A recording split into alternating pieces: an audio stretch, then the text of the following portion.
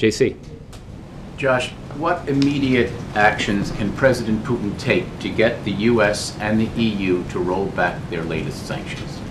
Well, there are a number of steps that we've been calling on President Putin to take for quite a few months now. The first step is he could use his influence with the Russian-backed separatists.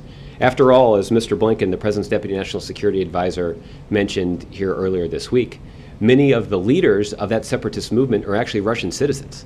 So presumably their president would have some influence over them. Getting them to agree to lay down their arms and agree to a ceasefire with the Ukrainian government would be an important first step and something important for President Putin to do. The second thing that President Putin could do would be to prevent the transfer of heavy weapons from the Russian border, from the Russian side across the border with Ukraine and put them into the hands of Russian separatists. We've seen the Russian military, at the direction of President Putin, conduct training exercises to ensure that those Russian-backed separatists know how to use that heavy equipment to maximum effect. There have been some tragic consequences for those decisions.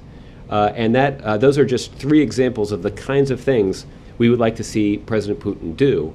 Until he does them, he will face deepening isolation from the international community and the possibility that the international community would impose further economic costs on Russia for his failure to live up to basic international norms.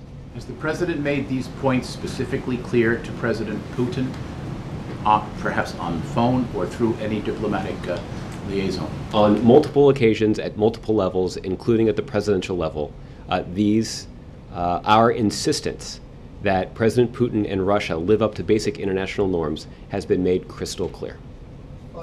Jessica. Thank you.